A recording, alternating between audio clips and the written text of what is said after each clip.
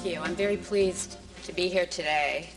And today's topic is very interesting to me, and I'm hoping that besides your listening to me, that we can engage in a dialogue with each other, because this is a brand new area of the law. What I'm going to be talking about is a new statute that really hasn't been tested and hasn't been used all that much, although it came out of a lot of concerns from people like you, professionals in the community, as well as lawyers, as to how do we get some kind of a consistent standard of capacity or incapacity. And while I've spoken a lot about what it means to be competent and what it means to be able to make an informed medical decision, and I've represented hospitals and gone into court, into probate court for orders to obtain treatment decisions, or have advised hospitals or family members, often at 4:30 Friday afternoon, that if your mother doesn't want her leg cut off because she has gangrene and she understands the consequences of the decision, even though it may seem irrational to you, and even though her memory may not be totally intact, even though she may not be able to handle her finances, she may sundown, she still has a right to make that decision herself. And people have been frustrated saying, but you're a lawyer, isn't there anything that you can do? There have been other times when I have gone into court in terrible, terrible emotional situations, and you probably have faced these, where, in fact, I had a case last year where the mother was delusional and had a terrible diabetic problem. Her leg was gangrenous and was starting to smell, and she was convinced that God would save her and he would cure her leg. She also didn't want her children making any decisions for her, and they were absolutely, totally torn as to what they should do. They wanted their mother to live. They knew she didn't want to die, but they really didn't want to force a decision on her. And what they were concerned about was what would happen if she did live and then she came back and blamed them for the decision. And today, your last speaker will be one of the people who authored this brand new bill, which is called the Due Process in Competence Determinations Act. And you'll also have the opportunity to ask him some questions about why Senator Mello, the California senator, sponsored this bill. I don't have any handouts for you today, but what I am going to do is, when the conference is over, each of you will get a package that will be a copy of the bill and a checklist and a diagram that hopefully will help you as all of us try to work out how we work together with the courts, with judges, with physicians, social workers, and other healthcare providers, and with patients in trying to figure out the best way to apply the law. Let me step back for a few minutes and talk about some general principles of competency, and then let me go into what the law does and what the law doesn't do. It's a well-established principle of Anglo-American law that adult patients have the right to exercise control over their own bodies. That means the right to consent to treatment. That means the right to refuse treatment. And we've seen this a lot starting many years ago in the Quinlan case. We've seen it in the Drabic case and in the Bartling case. Those were cases where there may have been a question about whether what the person wanted to do was appropriate, but as long as the person was competent, they could make their own decision. And competency has been kind of a funny term. It's been a legal term, but it's based in medicine. It's based in what the healthcare provider tells the judge, tells the court about whether the person has the capacity to make his or her own decisions and the capacity to understand the ramifications of those decisions. Physicians have a legal obligation not only to obtain consent, but to obtain informed consent. And I taught a class yesterday at USC Medical School for third-year residents, and we had a case that had to do with whether a physician had to give the patient statistical morbidity statistics, morbidity statistics about life expectancy. Would that have made a difference? Was that part of the informed consent process? Because it's very unclear as to what needs to be given, what information needs to be given to someone. It needs to be material information, material to their decision, but there's not a little box or a rule. And especially for the students who are just beginning to do this, they really had a lot of questions about what they would want to know and how they would talk to a patient. And informed consent requires that the patient understands the nature, the benefits, the risks of treatment, the possible complications, the alternatives, the benefits and risks of the alternatives, and all the information material to the decision-making process. And it's the decision-making process of that particular individual. On the other hand, it's what a reasonable person would want to know. Finally, only competent patients can give informed consent. And if the patient is competent, the decision is that of the patient and not of the spouse or any other family members. However, and the new law still preserves this, there are instances in which the courts recognize that a concerned family and a concerned healthcare provider together can make a decision for a patient who is not competent, and you do not need to go to court every time. The courts don't want to be hearing these cases. And I think that's one of the impetus for the statute, is that it's a means of getting some consistent determinations in court, but also maybe assisting people outside of the courtroom in helping people make these decisions. Patients are presumed to be competent unless there's evidence to the contrary. But the problem has been there's been no clearly defined mechanism for determining competency, and there's been no bright line standard. And for judges who are not physicians, who in probate court, at least in California, they don't see a whole lot of these cases. They don't see them every single day. They may see them once in a while. Certain judges may see a lot more. They're often confused by the medical terminology. They don't totally understand. I had a judge who made a decision about a particular treatment, that a particular treatment, a woman should undergo the treatment because he knew his grandmother had gone through a death in this particular way.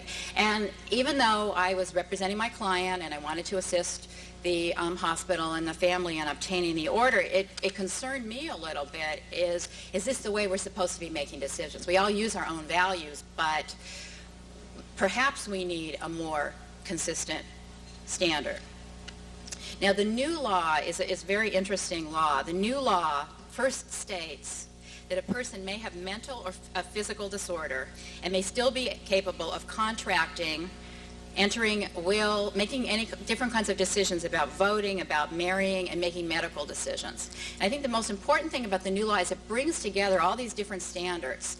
If you're a lawyer and you're working in one of these areas, you see that there's a standard for making a will, there's a standard for entering into a contract. I don't know if any of you have testified as expert witnesses in a competency proceeding. I see someone nodding her head back there. The standards, they're different standards for different kinds of things, and the law tries to bring everything under one roof. And even though it recognizes that you may need more understanding, for example, for a very complicated will or a complicated contract as opposed to a very simple will, the basic standard, the basic framework we're going to use is going to be the same. The second point, which is new, is that a judicial determination of incapacity must be based on evidence of a deficit in one of 4 specifically named mental areas of functioning. And I'm going to go through those with you. And in the material that you're going to get, there is a checklist that you're going to see that will help you go through these areas. Let me step back a little bit before I get into those areas, and let's talk a little bit about informed consent and the new standard for informed consent. In order to give informed consent, a person must be able to understand a minimal level of medical treatment information. And this information isn't necessarily new. I discussed it a few minutes ago. It's in case law, but now it's in a statute. That is the nature and the seriousness of the illness, disorder, or the deficit. The defect the person has, or the deficit. The nature of the medical treatment being recommended, the probable degree and duration of the benefits and risks of medical intervention and the consequences of the lack of treatment. The nature, risks, and benefits of the reasonable and the nature, risks, and benefits of the reasonable alternatives. Now, all of you are probably aware that this is the information a physician is supposed to give someone, but the judge never had to go through this before, and to some extent, perhaps it's a higher standard. In fact, as I read the law, some things are higher for the person. We have to ask ourselves, do all of us always have that information? And to give consent, the person must be able to meet 3 standards. They must be able to understand the information that I just described. They must be able to respond knowingly and intelligently to queries about treatment. And they must be able to participate in the treatment decision by means of a rational thought process. And as one author who's been writing in this area says, he's concerned as to whether all of us will meet all those standards all the time.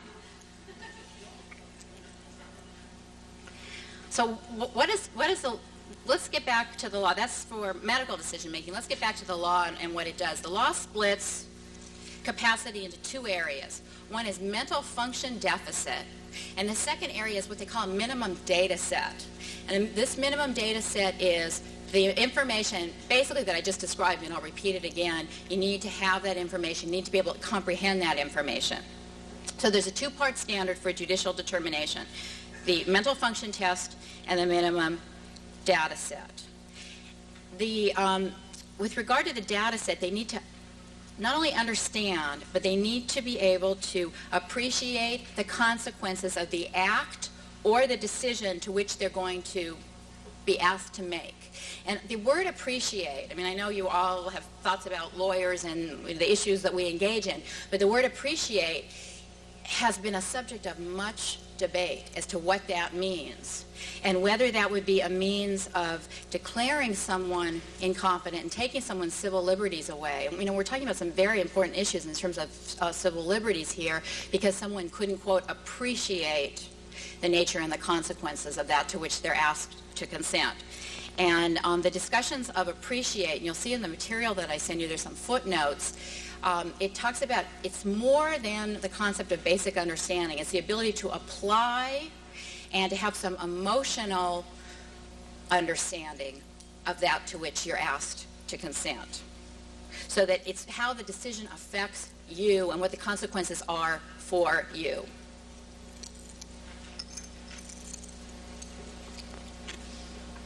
The law does some other things. It brings together the concepts and eliminates the particular concept of unsound mind. Again, if any of you have been expert witnesses, the old capacity standard for contracting was someone with an unsound mind. It was never clear what that meant. Now it uses a conservatorship standard, which is someone is substantially unable to manage their own financial resources or resist fraud or undue influence. The final thing that the law does is it allows someone to go to court to find out if a person has capacity and if they made an informed decision. Before, professionals were often caught. If you engaged in the dialogue, the informed consent dialogue with a patient, and you weren't quite sure if they were able to understand, they were sundowning, perhaps they couldn't communicate really well, perhaps one time they said something and one time they said something else, and you wanted to go ahead with the treatment, what you didn't want to find out is that you were sued later because they really hadn't had capacity at the time. And as all of you know, these are very elusive types of concepts.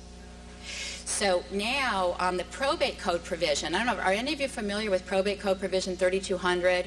It's a provision where you can go to court to get a court order for consent for someone who doesn't have a conservator. That provision has now been changed. Before it was that you could go to get a court order to have the court make the determination the person didn't have the capacity to consent. You could get the authorization for treatment. Now the court can also make a determination that if they deny that the person does have capacity and that the person's made an informed consent, which is protects professionals from liability if you then go ahead and listen to what the person has told you they want to do.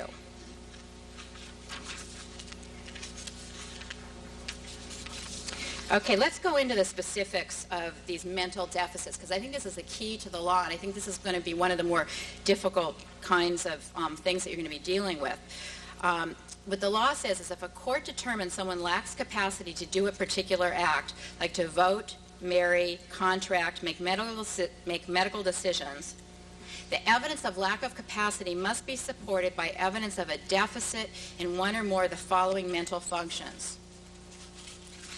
It can no longer be a conclusory diagnosis. There must be a deficit in a mental function. The first mental function is alertness and attention. And examples of that are the level of arousal or consciousness, orientation to time, place, person, situation, ability to attend and concentrate. The second mental deficit, and these can be alone or in combination. The second mental deficit is information processing. That includes short and long-term memory, ability to understand and communicate, recognition of objects and familiar persons, the ability to understand and appreciate, and the ability to do abstract reasoning, the ability to plan, the ability to organize, and the ability to carry out actions in one's own rational self-interest. And I assume this is put in there because there may be some disagreements about what someone's self-interest. And the ability to reason logically. Now again, as I said, some of these things are not going to be important. If for a will, all you need to know is you have property, you're giving it to someone, and who you're giving it to. If, however, you have to make a decision about chemotherapy or surgery, you're going to have to make some other kinds of reasoning and have to understand. Now, the third area, the first two, alertness and attention, information processing. The third one is thought processing. This is demonstrated by severely disorganized thinking, hallucinations, delusions, and uncontrollable, repetitive, or intrusive thoughts. And the fourth mental function is the ability to modulate your mood and affect. Examples of that are pervasive, persistent euphoria, anger, anxiety, fear, panic, helplessness, apathy, and an indication that those are inappropriate in degree to the circumstances. Now, reading the law and going through this, I don't know if any of you have had this experience, but I read the law and I thought, this is great. Any of us at any point in time could be determined to have, I see someone nodding, could be determined to have these deficits. And so here's a law that's supposed to be due process and supposed to protect civil liberties, and it's a little bit scary. Well, here's a protection that's put in the law. And in fact, there's even a footnote in some of Senator Mello's material that says this does not lead to the absurd notion that any of us at any time in our lives would be determined to be incompetent for these reasons, since at all points in time, all of us have a deficit in one of these regards, particularly with regard to our spouses.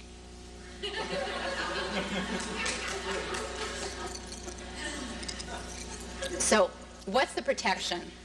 The protection is that those deficits can only be considered alone or in combination with other mental function deficits if they significantly, and this is the key, if they significantly impair someone's ability to understand and appreciate the consequences of his or her actions concerning the type of act or decision in question.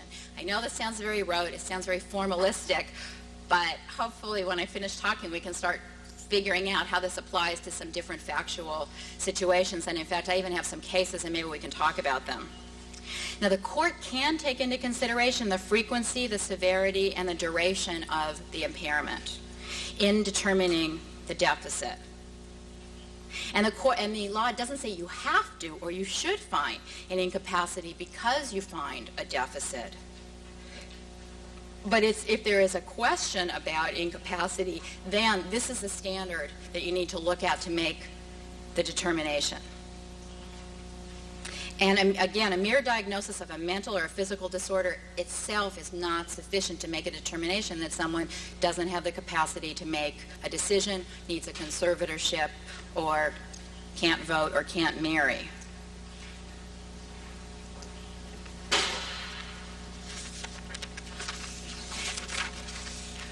Now, so we have the mental function set on one side and we have the data set on the other side. And at the risk of repeating myself, let me go through this. It's if you find the mental function deficit and it affects your ability to appreciate and understand the consequences of your decision. If the decision that you're going to be called upon to make, or the patient is going to be called upon to make, is medical treatment, they have to be able to respond knowingly and intelligently to queries about medical treatment. They have to be able to participate in the treatment decision by means of a rational thought process. And they need to understand and appreciate all of the following items of minimal basic medical information with respect to their treatment. The first is the nature and seriousness of illness, the disorder, or the defect they have, and this is what I discussed earlier, the nature of the medical treatment being recommended, the probable degree and duration of any benefits and risks of any medical intervention being recommended, and the consequences of lack of treatment, and the nature, risks, and benefits of reasonable alternatives.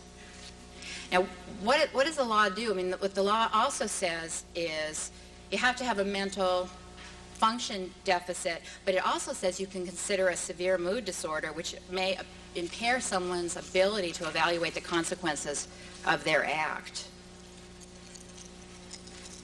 So even though in the material I'm going to be sending to you, I'm going to send an article to you that raves about this new law and how it protects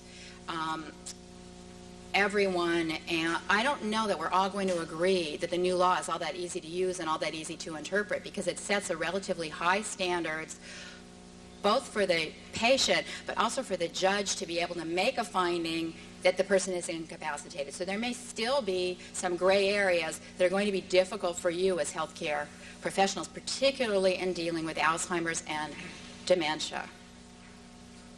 Now, there is a new law that, I don't know if you've discussed it today, it's a conservatorship for Alzheimer's and dementia patients that would give the conservator a lot more authority than conservators have had in the past.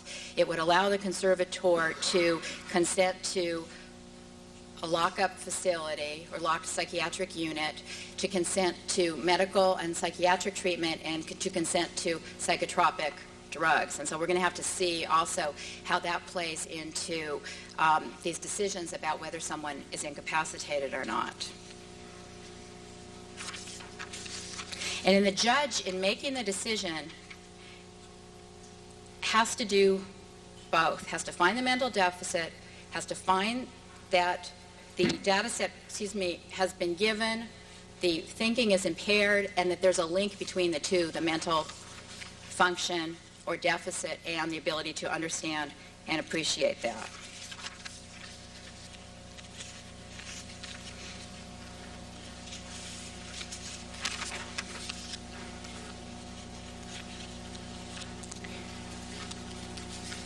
So what does all of this mean? How do you make a decision as to whether a person is able to give informed consent? I think the first issue is, does one or more of the individual's mental functions impede the patient's ability to comprehend the minimal data set?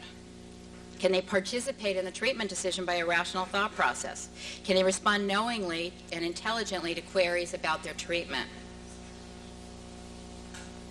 And the flip side of the law is that no mental function impairment can be considered unless the impairment is so severe that the deficit alone or with others significantly impairs that person's ability to understand and appreciate the consequences of his or her actions with regard to the type of action or question in decision. With regard to type of act or decision in question. Let me give you an example of a case, and then what I'd like to do is open this up to questions and to discussion of the cases. Let me tell you about a case called Vallasenor versus Gutman. This is a Jehovah's Witness case, and the Jehovah's Witness cases are are interesting because you have someone, it's quite different than when you have an Alzheimer's patient or a dementia patient where the person may be getting progressively worse in their mental function and won't come back to their original mental function. And what we're trying to do is give someone a quality of life and appreciate things maybe other than their ability to be totally rational. And what this law really emphasizes is your ability to be absolutely rational, which is considered very important in our society and sometimes makes it difficult for other people to understand the kind of work that you're doing with the patients you deal with. In the Villaseñor case, there was a seriously injured Jehovah's Witness who did not want a blood transfusion. It was clear that he would die without the blood transfusion. The patient's father filed a 3200 petition for a court order for consent, requesting a court order for transfusion, and the patient's wife and his mother opposed it. The court found that the patient was competent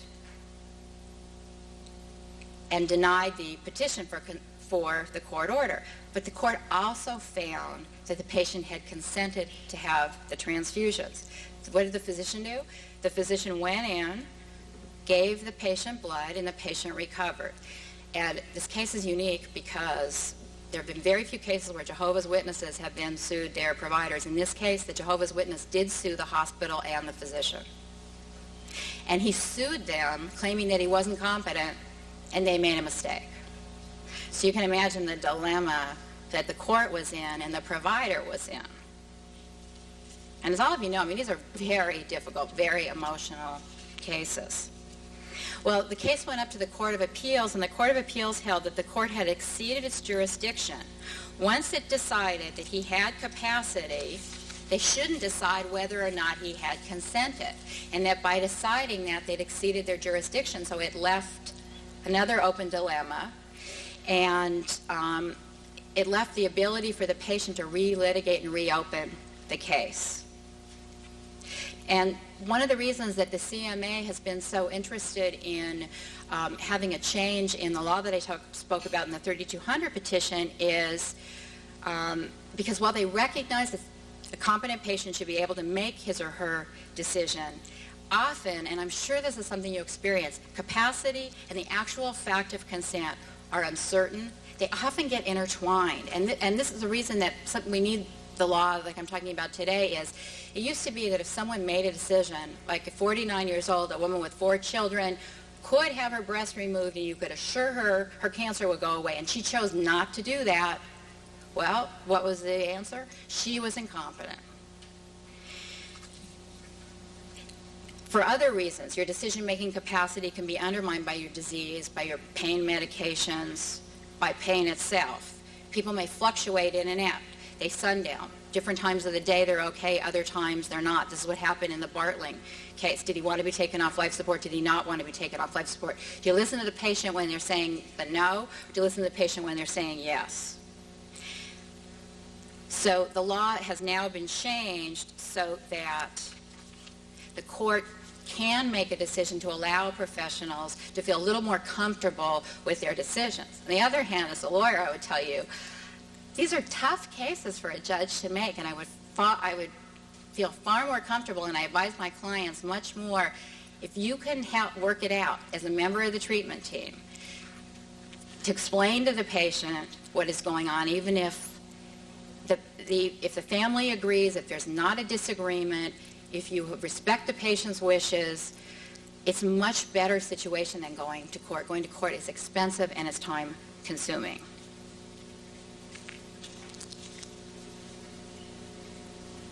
I think, as you can gather from what I've said today, I think the law is a mixed bag.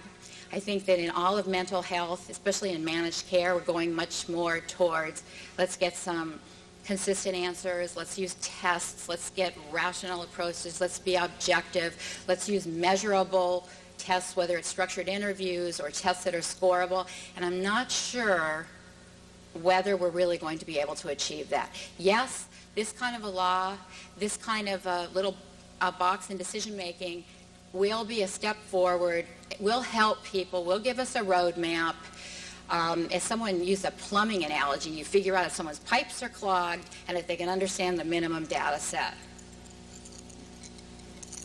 And it may well be better than someone who's not a terrific clinician or someone who's a mediocre clinician. But the other part of this is we're not plumbers. We're not plumbing. We are very complex human beings. And these are, I'm recognizing that these are important issues that we're talking about, but we may never be able to reduce all of these decisions to something that everyone is totally comfortable with, and you can compare case A to patient B to patient C. And again, as I said, there's a high standard for informed consent, but the court must meet a high standard to determine incapacity, and so we're going to have to see how these work out. What I'd like to do for a few minutes is read a couple cases.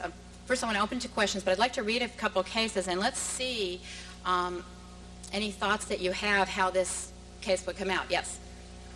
In the event that you typically refer back to the treatment team and say, you could work this out with the family and the patient has some understanding of the MPS, then make your decision based on that. Typically, this is California. Half the family doesn't live here. Half the family is somewhere in Michigan and Idaho. And what is the potential effect when you have the current local people in agreement and in accord and the family outside comes and says, no, we never agreed to this. In the past, this has presented some serious dilemmas and somewhat of the basis for the durable power attorney being developed here. Right. Okay, the question is, what do you do when you have a disagreement in the family, and the family, in fact, we did this role-playing yesterday with the third-year residents where one son agreed and one son disagreed, and they had to make a medical treatment decision. The question here is the family who's here agrees, the family who's somewhere else disagrees, and the patient is here and you have to make a decision. Yeah, go on. Let's assume that only the family here is the known entity. Okay. The decision is going to prove to fruition and these people come after the fact because that's more often the case. Okay. And then the rest of the question, did everybody hear it, is you know about the family here, you don't know about the family there, but they appear at some point. I mean, I've even had a case where you had a wife who was here and suddenly there was a wife who came from someplace else, and you had to figure out who was whom. Let me talk about the durable power of attorney for medical care. If someone has filled out a durable power, unless there's a question at the time that the person filled it out as to whether they could have entered into it or something really strange is happening, like the signature looks forged or you have reason to know they did not sign it, you follow the durable power no matter what the family says. But for social, ethical, moral reasons, as well as risk management reasons, you really need to explain to the family what's going on and try to see if you can use your mediation communication skills to get them to understand why that decision has to be made. Scenario 2, which is, and the law doesn't change a competent patient having signed a durable power. What happens is when you have someone who hasn't signed the durable power, or you know that they signed it yesterday and yesterday they weren't, you have some questions about their competence, then we're back into this situation of this law comes into effect, at least when you're going to go to court. And my recommendation as a lawyer is if there is a disagreement in the family, you do need to go to the court. You cannot use that out. That out is very explicit that says if the professional agrees and the family agrees.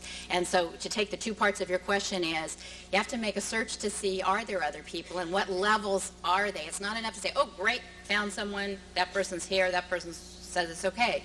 And do what you can to get the people to cooperate. And then you need to shift it back to those individuals that if you don't feel that you can go ahead and make the, you cannot make the decision, you don't feel that you can go ahead with the treatment, the family needs to go to court. If, however, the institution or the professional feels that the person needs treatment to keep them from either dying or having a horrendous injury, then the professional treatment team can go to court and use this law to make that determination. The other aspect of the law is it's what you're going to need. When I go to a professional, it used to be very difficult to explain to them. I needed them to tell me what was wrong with the person and how I could connect that to why they couldn't make their decision. That's part of the reason this law is a little bit easier, maybe not for you as professionals, but for me.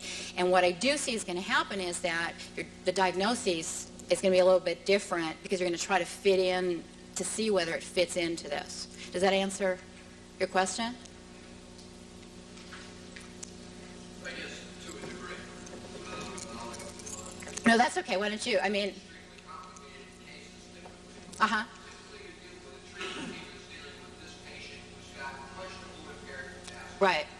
And the local family will come in and discuss this issue, and you talk about the treatment options, and you're still wondering whether the patient has capacity. Right. Now, these people are in accord with the patient's wishes. Therefore, they're not going to alert you to any outside sources. Well, the answer is, you do your best in terms of the outside sources. You document in their records, you find out from them, you see who brought the patient in, how many people are in the family, their other siblings, where are there children? My concern is liability after the decision is made. You made it a reasonable certainty. There is no knowledgeable other parties involved. You make your treatment choices and proceed with treatment, and then subsequent to that, this other person comes onto the scene and contests it. Now, is this really a libelous situation for the treatment team? Well, two things. Number one, if you want to be absolutely certain, you go to court and you get a court order. That will protect you from liability, but I'm telling you, it's not always advisable. As all of you know who've ever done this, it takes time to go to court. It's complicated to go to court.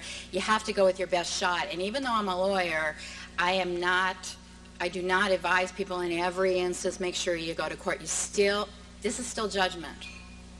And I will go and defend someone if they've made a reasonable effort to go find the family and they make that determination and suddenly someone appears out of the woodwork. But again, and I know this happens a lot of times, this question comes up, there's no absolute certainty in any of this, and the judges don't really know what to do at this point. But you have to use your best judgment and go forward. Yes?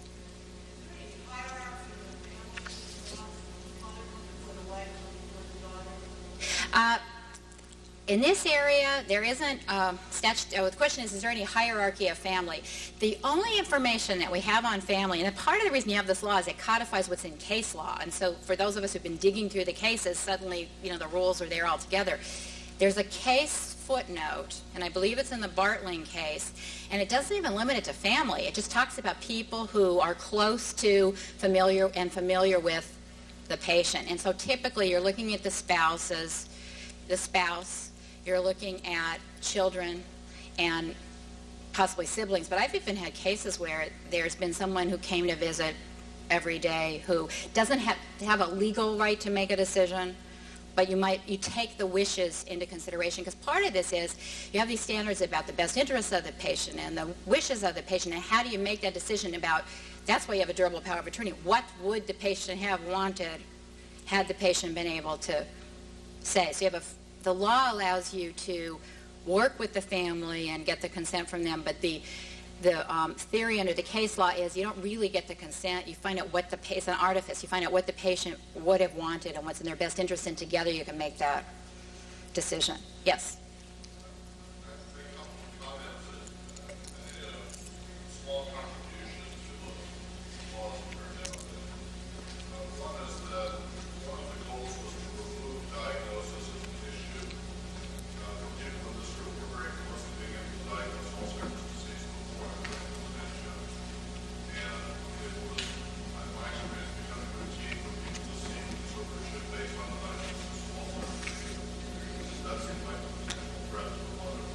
Can everybody hear that? I think that's really important, and that's something that, I think the other thing is, one thing you need to take into consideration is, for people who've done a lot of this, I guess the statement is that this person participated in drafting the law, and in fact, the person who's going to be speaking last today, Paul, whose last name I can never print, Minucci, Minucci also will be great to have some questions from.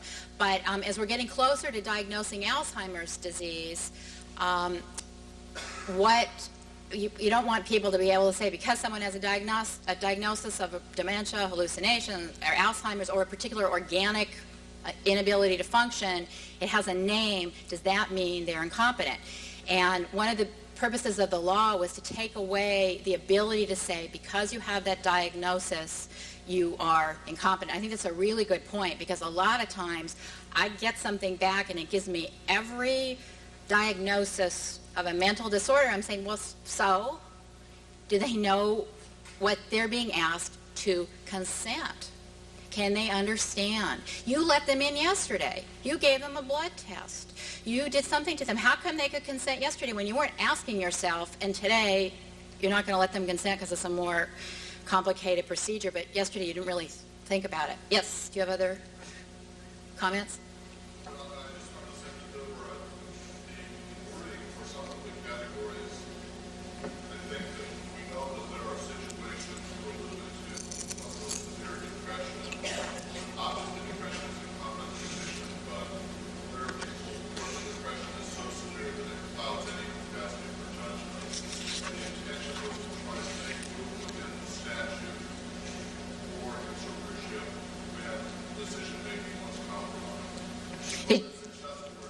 Yeah, no, did everybody hear that? That one of the purposes was to make room within the statute for something that, such as depression, that would be so severe that it impairs someone's ability to reason, function, and think, make a decision, but wouldn't, be, I guess, what would you call it, an organic deficit.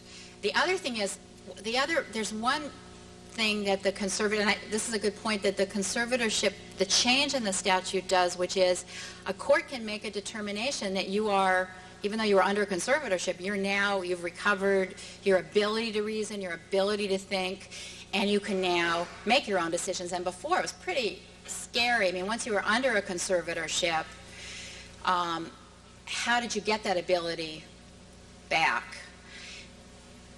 Anything else? Okay. Are there other questions? Can we quickly go through, in fact, you just gave one of the examples I was going to give. Can we quickly go through a scenario of a case?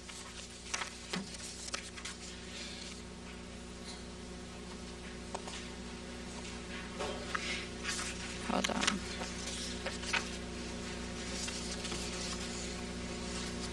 Okay, LC is a 77-year-old female diabetic who has gangrene in the right foot and leg. She's had 2 previous surgeries, one to remove a toe and one to remove a portion of her right foot. With the second amputation, she had an arterial bypass to reduce the recurrence of gangrene. Her physician is recommending that her right leg be amputated. She initially consented, and then she changed her mind and is now refusing to consent to the surgery. She goes in and out. She fluctuates in terms of knowing who she is and where she is. Does anyone want to take a stab at this? About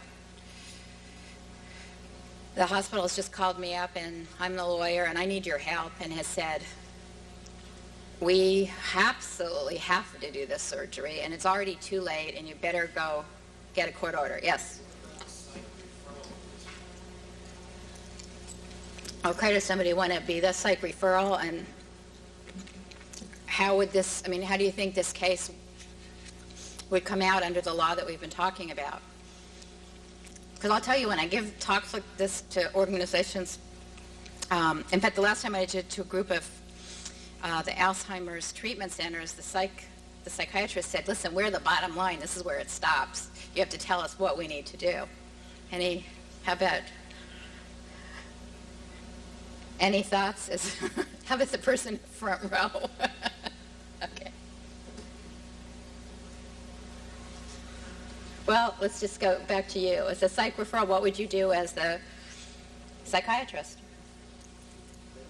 Validate how the patient was from the past to the present, and just establish a baseline based on the past and the present.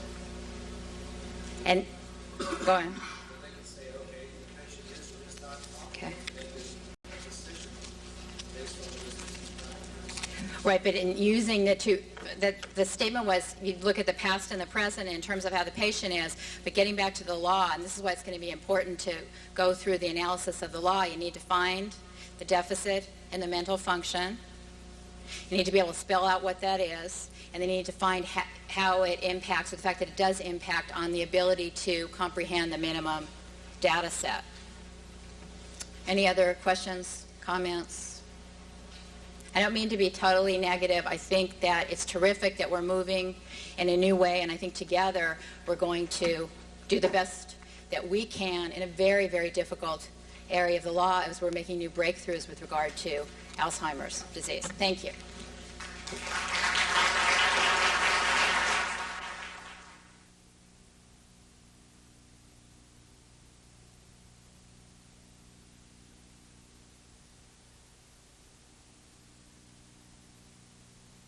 We're going to leave Mr. Harrison up during a lot of this presentation.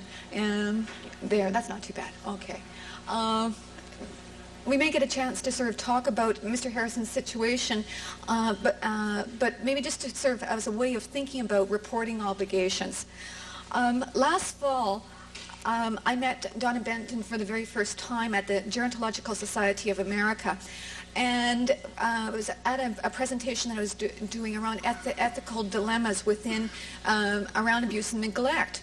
And I was mentioning to Donna at the time that within the province of British Columbia, which is where I come from, we had been engaged in reform of our adult guardianship legislation. We were actually the last province to be working on this. And the thing that was good about that, I mean, our old adult guardianship legislation was based on 1897 lunacy law, so it was somewhat outdated. But what we were looking for positive alternatives to adult guardianship. And part of that we were also looking at, issues that for protecting or helping or assisting people who are in vulnerable, basically vulnerable positions, at risk of different kinds of harms. And so we had a lot of debate. This was a very unusual piece of legislation that actually came from community organizations, as opposed from being drafted within the sort of the regular legislative mechanism. There was a lot of input from organizations and people who were working on behalf of people with mental handicaps, developmental disabilities, people with mental illnesses, seniors, families of seniors who have various types of dementias. So there were quite a variety of perspectives. One of the big areas where there was a lot of debate was around reporting obligations. So the thing that was very fortunate for us was that we had the opportunity to learn from what was happening in other parts of the country, and in particular what was happening in other parts of the United States. Now, in this morning's presentation, I'd like to provide an overview of the legal and ethical aspects of reporting, focusing specifically on mandatory reporting and particularly around abuse and neglect. But if for people who are attending the driving workshop in the afternoon, a lot of the same kind of ideas still apply there. There are a variety of ethical dilemmas that people face as a result of reporting obligations. Do I switch to number 2, please? And the famous Gary Larson has probably given the best explanation of what constitutes an ethical, whoops, we're backwards. There we go. This is an ethical dilemma. And tell me in the course of your practice whether you ever run into this. You're damned if you do, and you're damned if you don't. And that's what happens with reporting obligations quite often, or the feeling that people have within reporting obligations. So some of the ethical dilemmas are things around breaching confidentiality, respecting a person's right to live at risk, weak versus strong paternalism, and also other kinds of issues, things like zero tolerance within institutional settings around abuse and neglect versus fairness to staff, or in terms of fairness to other people that we think might be harming. We're not sure whether the person is harming this person. My main point, I guess, throughout the presentation is that any reporting obligation must incorporate and respect basic ethical principles. The next one.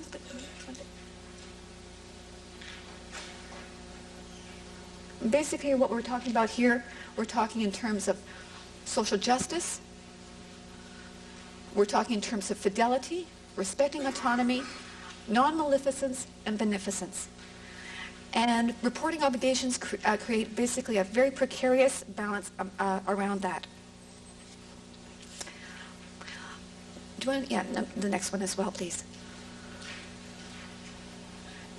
These are some of the ethical principles. And the thing is, there are other ethical principles to take into consideration.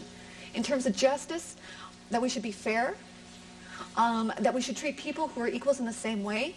Authenticity, treat people in a way that's in accordance with the way that they've lived their lives to this point. Non-maleficence, don't do anything that's going to be harmful for the senior or for society.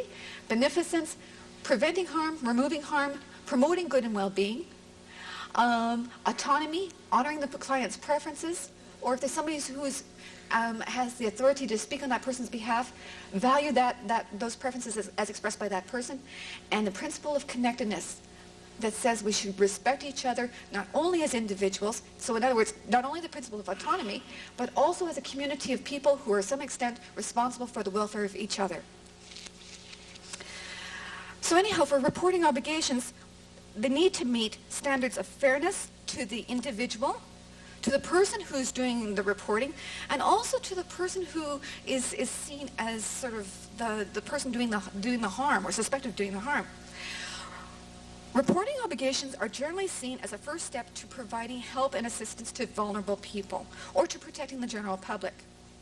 The policies that accompany the obligations must meet the standards of social justice. There's a purpose to reporting, and that purpose is to either to stop something or to intervene.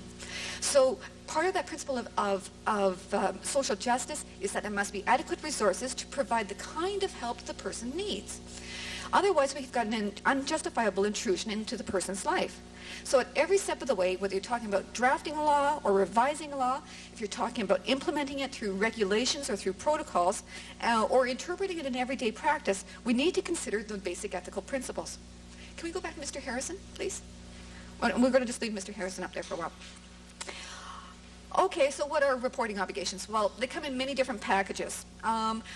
They typically come under adult protection laws, but they can also be part of a facility's responsibilities under contract or according to civil law around negligence.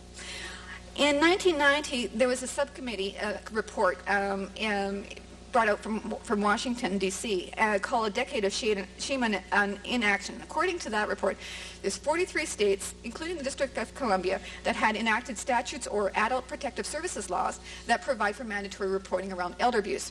Now, in a nutshell, what these laws say is, one, it's socially and morally appropriate to report abuse or neglect that you suspect or you know has occurred. So in other words, it's not just a private matter.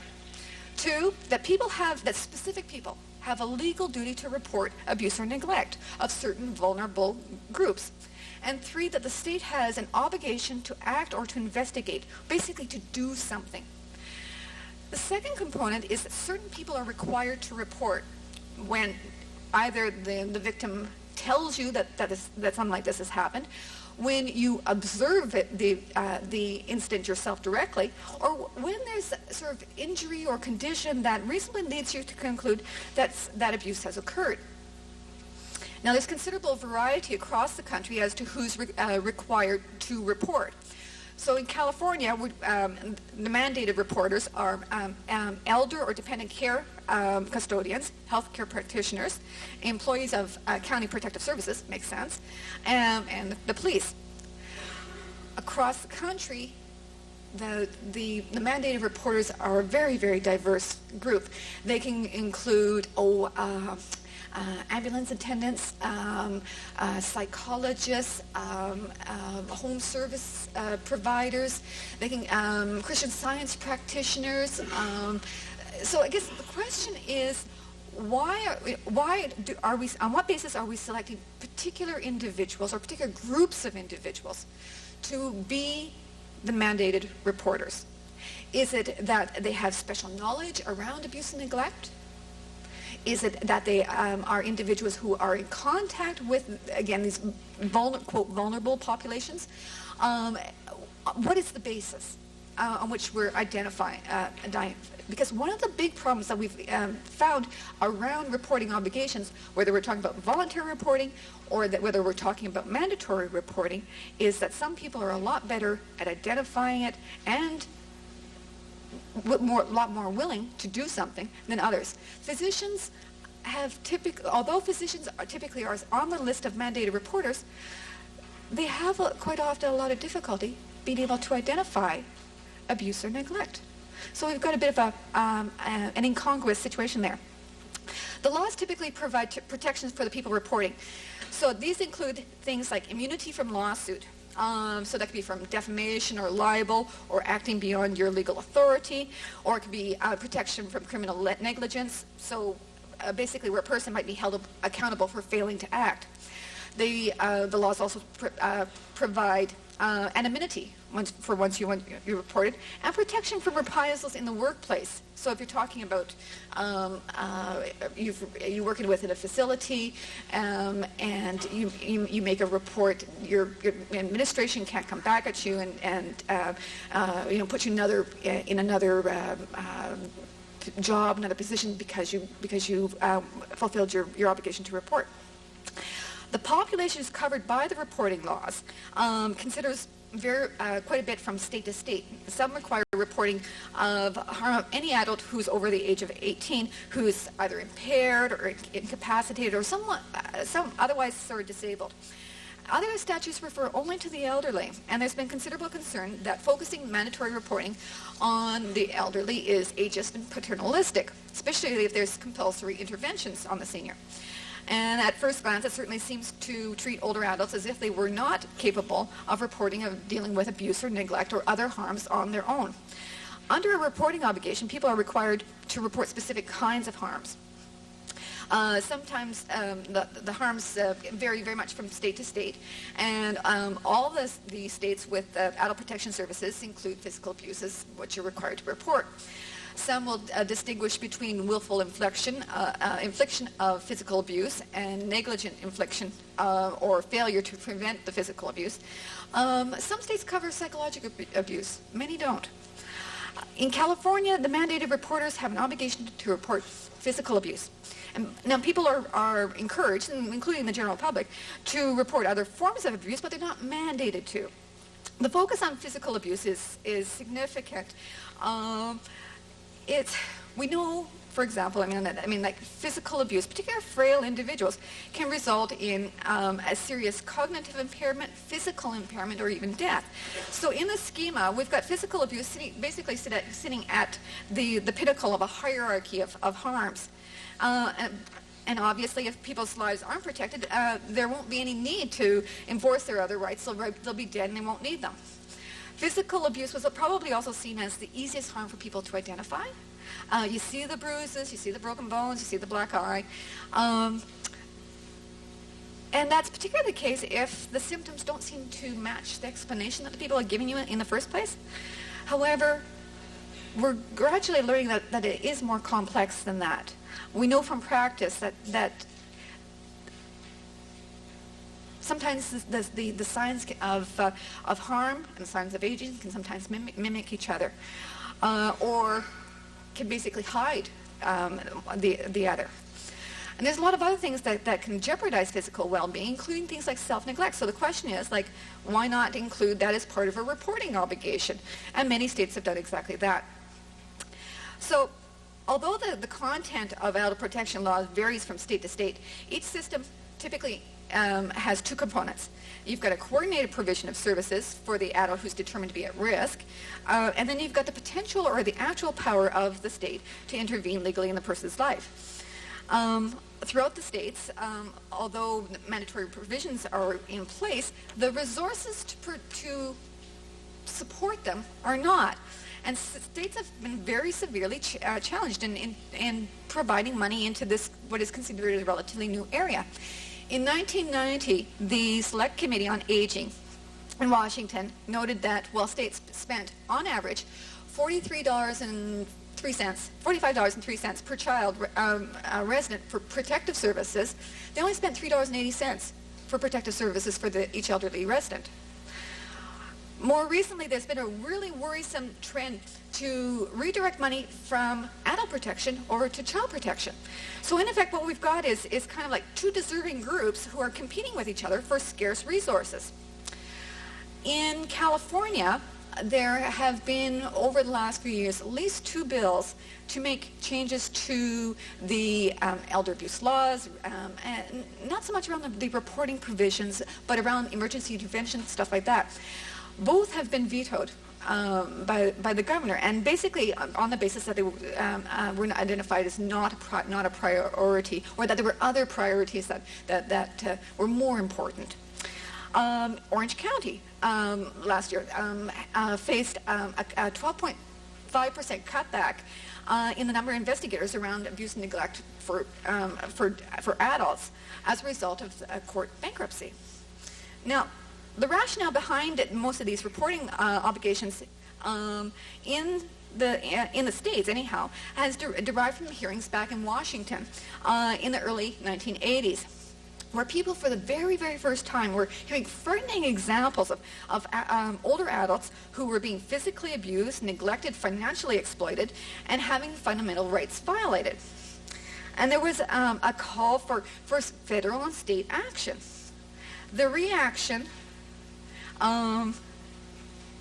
Claudette, can we switch? Yeah. This was the typical reaction.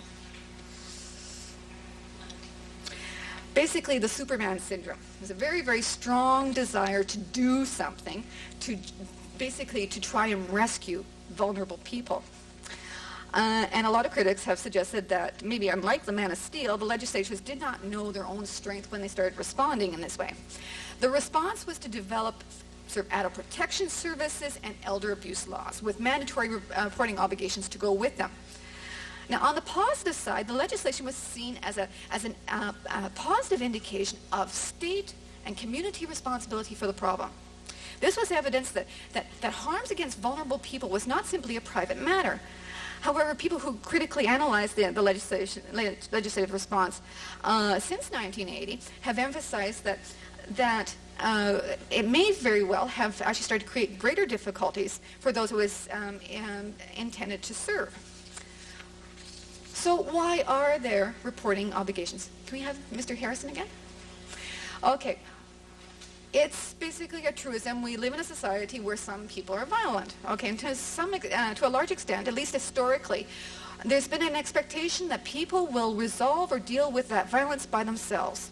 If there's a harmful situation, we've expected that the person will remove himself, herself from it, or that they'll remain in the situation and basically accept the consequences. And the foundation of that has been ostensibly autonomy and the principle of self-determination. It's your life, you know what's best for you. At the same time, though, people have suggested that we need to be extremely careful that we don't abandon people to their autonomy. Respecting autonomy has 2 distinct aspects. There's a negative aspect, and not pejorative negative, but there's the sense of non-interference. There's also a positive or an active helping aspect of making options available and ensuring that the person actually has choices available to them. Our respect for personal autonomy is based on the premise that the person is competent and that the choices are voluntary and uncoerced. We tend to equate autonomy with a respect for privacy. But autonomy is not absolute, and respect for privacy is not absolute. There's also an important corollary that kind of goes with autonomy. And basically what it says is, if we must interfere with a person's autonomy, at least let us do it in the least restrictive means and only to the point that's absolutely necessary. There's other ethical principles going on, though, at the same time. Over the last few decades, there's been a gradual recognition that violence harms families and society as a whole in many, many different ways. There's also been a recognition of the systemic barriers to seeking and receiving help on one's own. And this is particularly so for older adults. If anybody's interested, I've got a list of actually quite a few obstacles for seniors who, in terms of seeking help. Quite often seeking help is seen as an indication of weakness, of a failure, of not being able to do on your own. Obstacles around being socially isolated, in terms of peer reaction, in terms of a tolerance for violence and the use of power and control, just in society generally. There are quite a wide range of obstacles that seniors themselves face, and that may basically make them far reluctant to look at or consider alternatives. But what has been happening is that the responsibility for dealing with harm has, not only around elder abuse types of issues, but also other kinds of family violence, has shifted from that idea of a personal responsibility to that of a community responsibility. For example, in a lot of jurisdictions, police are required to lay charges in wife assault cases. The responsibility doesn't have to lay solely with abused women. Now, there's another consideration very precariously balanced against this respect for autonomy. Again, that in sense of non-interference. And that's the recognition that no one has the right to harm others. And the state has a duty to protect the health, safety, and well-being of its citizens. This principle recognizes the long-term well-being of the community depends on that kind of protection. And again, another kind of truism, okay, a society is judged by the way that it treats its most vulnerable people. And this reflects the principles of social justice. There's also been an important role for the state in terms of acting as a guardian for those who cannot care or speak for themselves, referred to in Latin as parens patri. This basically reflects a principle of social justice and the principle of beneficence, that people ought to remove harms and promote well-being. The legitimacy of the state's intervention in that case turns on a finding that the person's mentally incapable. And the question in terms of mental incapability is mentally incapable of what? Now, as we've heard earlier this morning, there's considerable controversy and about ways of determining people's mental competency. And there's been a strong movement to look in terms of a functional analysis. In this particular area, we focus on the person's ability to understand the harm that they may be facing. How serious is this harm? How immediate is it? How permanent is it? To understand that it is they who are at risk, to understand the consequences of staying in that situation, and to understand that there are options available. The problem, of course, in this area is the older you are, the greater the likelihood, particularly if you're, quote, a frail person, the greater the likelihood that someone's going to question your competency. So, question is, okay, are we acting in a discriminatory or an ageist manner with these reporting laws? Now, if the law is based solely on age, and the law is also based on the assumption of incapability of older person, yes, we're ageist. At the same time, are there important and relevant differences between younger adults and older adults that might justify our intervention, such as mandatory reporting for older adults? Are there significant differences between your older adults and younger adults in their ability to recognize and deal with abuse, neglect, or other harms? To remove themselves from those harms, or to recover from abuse, neglect, or other harms that sufficiently justify treating older adults differently? Again, potentially yes. Put it somewhat stereotypically, a 78-year-old woman is not simply a 38-year-old woman with dentures. There are important differences that may justify a different kind of intervention approach than for younger adults. Okay, let's consider what some of them might be. Because of the changes that occur with age, the ability to withstand injury in the first place is less. Bones break easier. Two, the ability to recuperate from physical abuse or neglect is more protracted. For example, it takes a lot longer for bones to mend for an 80-year-old than it does for a 23-year-old. And the thing is that the falls, for example, often lead to a very rapid decline for the senior. So we're talking about other kinds of harms, other kinds of consequences. It's kind of like a domino effect. The ability to bounce back from things like financial exploitation is virtually non-existent in some cases. For example, if you get a 45-year-old who's subject to fraud or a scam, that person has 20 years at least to recover from the financial loss. They're still working. An 80-year-old does not have that luxury. The financial loss is likely more permanent. Moreover, because of the loss, the state often ends up with the financial responsibility for the financially exploited person. There's also systemic differences between the group. First of all, there's the available resources for older adults are often lacking or inappropriate. So we've got shelters for younger adults. It's very rare to have resources like that available for older adults, or the ones that we've got for younger adults basically are not able to meet older adults' needs. So the rationale behind mandatory reporting obligations is threefold. Is that, first of all, that people who are being harmed will not report on their own, and then we've got fairly good evidence to support that. Second one is that people who are being harmed may not be capable of making decisions about their welfare. Well, the evidence for that's pretty shaky. Basically, it starts from the assumption that person's incapable rather than in the reverse in our lives, where we basically assume that the person is capable. The third one, rationale, is that people who are in a position to see the harm will not act otherwise. And unfortunately, there's a lot of evidence for that as well. So are these infringements of autonomy justified? Well, again, going back 2 sentences to autonomy, respecting autonomy through non-interference, and voluntary and uncoerced choice. Well, one of the big problems, of course, in living in an abusive or neglectful situation is that voluntary or uncoerced choice is virtually non-existent, particularly the longer the abuse has been going on. And quite often we also end up with a gradual escalation of the harm. The second sense is respecting autonomy through empowerment, providing choices, opportunity, helping and assisting. So autonomy here can either be direct, like I'll do it myself, or it can be delegated, please do it on my behalf.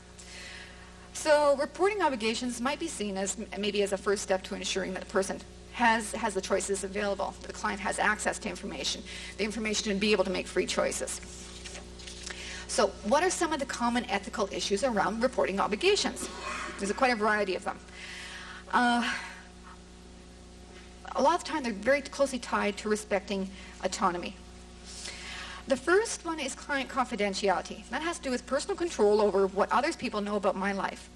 Obligations to report physical abuse effectively usurp personal autonomy. There's also a bit of an inherent contradiction in the current California law, because what it says is that there are these reporting obligations, but at the same time it says, okay, well, what this client says will be kept private. Okay. How can you have those two kinds of ideas operating at the same time? People who work in the area of healthcare and law and a variety of other professions acquire information in the course of their practice that basically you wouldn't get otherwise from people. And so as a result, as professionals, we place a lot of emphasis on client confidentiality. And in doing so, we're observing several ethical principles. Autonomy, that personal information belongs to that person and shouldn't be given to other people without their consent. Respect, that human beings deserve respect. And an important way of observing that, respecting that, is preserving their privacy.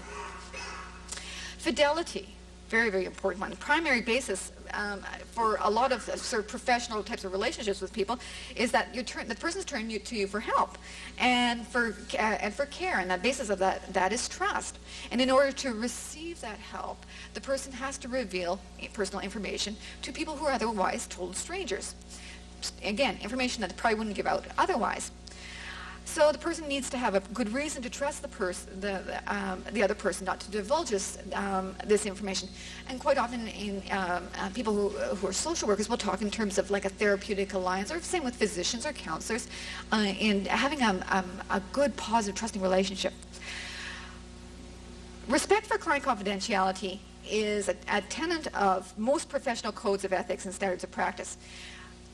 Thing is, there's two different kinds of codes of confidentiality. There's absolute codes, which state that the professional should never break confidentiality. And again, sort of the rationale is that people won't visit you unless you can guarantee them absolute confidentiality.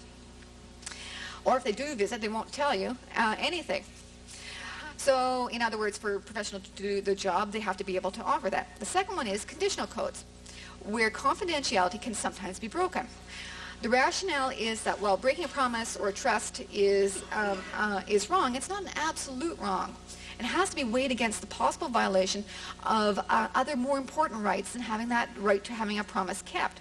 I'll give you an example. It's outside of abuse and neglect, but a physician may feel compelled to inform the spouse of a patient that her husband is HIV positive. Now, if the husband refuses to inform his wife of his condition and refuses to take any protection. So, the safety of others is generally considered as a legitimate restriction in confidentiality. What about personal safety? Different kind of issues. Most modern codes of confidentiality are conditional. There's considerable disagreement about what kinds of conditions,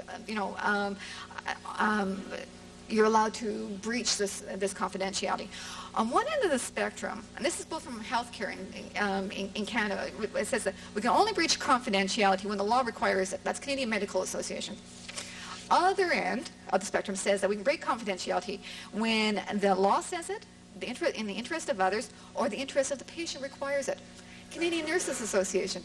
Both in healthcare, very different perspectives. The exception to confidentiality, and it's not really an exception at all, is to obtain permission from the client or to share information. However, it's surprising the number of times in suspected abuse or neglect cases that the person or agency doesn't ask. Well, actually, it's not surprising. We've got a bit of a paradox here. Okay, if the best route is to ask somebody and for their permission to talk with other people, showing them respect, what happens if they say no? Okay, well, if you ask and they say yes, fine, no problem, you've respected their autonomy, you're heading off in the right direction. If that you ask and they say no, and then you have under a mandatory reporting obligation to report to an authority about the situation, if in effect you may have actually created a greater harm. In the first case, where you didn't ask, all of you've done is an omission. If you ask and then go behind the person's back by reporting, what you've done is a commission. And we tend to treat those as different kinds of things. You've done something that adds to sort of actively show disrespect. There's a variety of reasons that an abused or neglected person might not consent to disclosing information to others. And there's fear. That could be fear of the abuser, or fear of the consequences, the fear of the intervention. A lot of adult protection, unfortunately, at this time, leads to institutional placement. Very strong fear for seniors. Other kinds of reasons not wanting to disclose: censure, feelings of shame or guilt, stigmatization, the abuse process, the mixed feelings, the uncertainty. And worried about getting the other person in trouble, because quite often this is your son, this is your daughter, this is somebody you care about. Now the thing is, we don't know what the response will be when we ask, but basically reporting obligations simply circumvent that, so you don't have to ask. There's a lot of other kinds of reasons, though, that professionals in the community are concerned about breaching confidentiality, or at least the confidentiality flag is kind of raised. And some of these have to do with things like the principle of non-maleficence. Okay, if I report this situation, am I actually placing the person in jeopardy? Will the abuser hurt the person more? So the principle of non-maleficence says, don't do anything harmful. One of the things we know from family violence is that at the time of leaving or at the time of an intervention can actually be one of the most serious periods or the serious risks for an individual.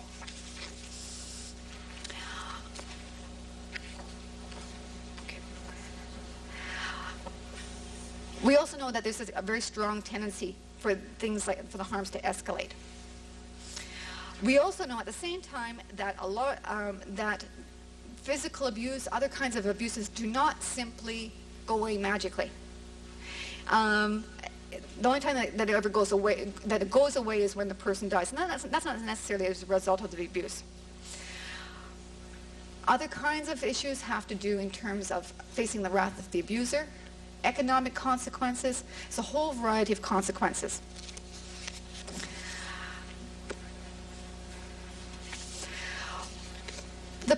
One of the main purposes for this conference was to look at some of the areas for legislative changes in this area. And I'd like you to sort of take into consideration to what extent, as you're proposing legislative changes for legislative reform or new laws, is to what extent do the California reporting laws adequately protect vulnerable adults? Are they overprotective? Are they underprotective? Are the laws clear? Are they clear on who reports, what are they reporting, when are they reporting, and what's the basis that we're having these reporting obligations? Do the laws adequately protect reporters themselves? Do they adequately protect the person who is being accused of or suspected of causing the harm? Sometimes the cases are unsubstantiated. In California, according to Adult Protective Services, works out to about 50-50. It doesn't mean that unsubstantiated doesn't mean that it hasn't happened. It's just that there hasn't been enough concrete evidence of it. At the same time, do we have protections for individuals where basically the situation has been found unfounded? And very lastly is, under the current reporting obligations, do they adequately tie resources to the obligation? So in other words, for professionals, will I be caught in an ethical dilemma where I'm reporting, where somebody has the potential for being harmed, and there are no resources to help the person in place? In other words, has this been an unnecessary justification? I want to thank you very much for this chance to give an overview. There's a lot more in this area that needs to be discussed, particularly around things like paternalism, weak and strong paternalism. But once again, thank you.